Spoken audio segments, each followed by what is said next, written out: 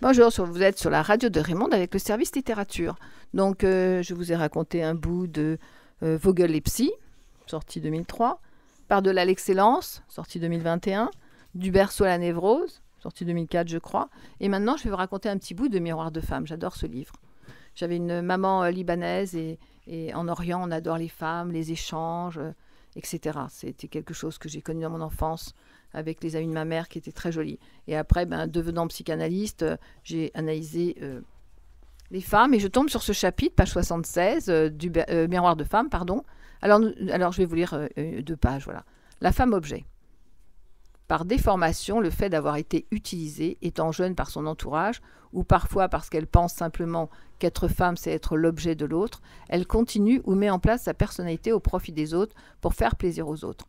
Ce sont aussi ces femmes poupées, souvent écrasées par la personnalité d'une sœur ou d'une amie dans la prime enfance ou en suramour du père. Elles sont enfermées dans l'objet, la poupée, la chose. Ce sont aussi les femmes blessées d'un premier amour.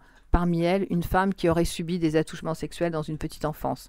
Celle-ci jette son corps en pâture. Mais tôt ou tard, leur personnalité se réveille, ces femmes sortent de l'objet, brisent la poupée, et cela fait parfois beaucoup de casse et de bruit. Ça, c'était la femme objet. La femme hystérique, ou dans le sens usuel du terme. Alors, certains hommes nous adorent hystériques et d'autres nous rejettent pour les mêmes motifs. Une femme dite hystérique est une femme sous l'emprise du père, existant ou fantasmé, qui n'a pas su ou n'a pas pu se défaire de cette emprise. Inaccessible pour certains hommes qui sont terrorisés par l'énergie qu'elle déploie, elle est néanmoins recherchée par d'autres hommes qui trouvent leur vie monotone. Autant dire qu'avec une femme habitée par cette énergie-là, ils n'ont guère de temps à s'ennuyer. Elle finira par sortir peu à peu du cercle d'amour laissé par le père et retrouvera un équilibre qui ne fera plus fuir les hommes. Alors, maintenant, nous avons la femme timide. Ah, cette timidité, cette confiance en soi et en l'autre perdu qui nous prend à la gorge, signe de refoulement dans la petite enfance. Cette timidité ne nous lâche jamais, mais avec le temps, elle finit par s'atténuer. Une femme timide remise en confiance voit cependant sa timidité réapparaître lors de situations où les émotions sont intenses.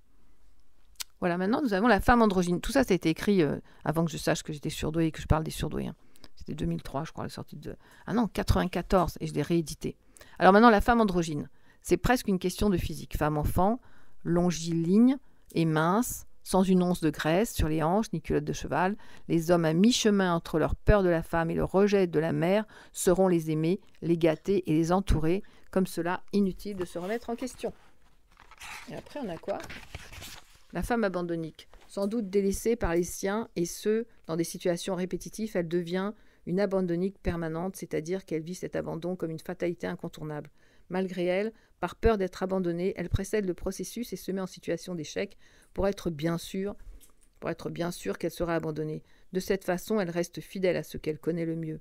Il est souhaitable que tôt ou tard, elle comprenne qu'elle ne peut être son port, peu ou tard, ah oui, une faute d'orthographe là, tôt ou tard, elle comprenne qu'elle ne peut être son port d'attache et qu'elle lève enfin l'ancre vers d'autres horizons. La femme femelle.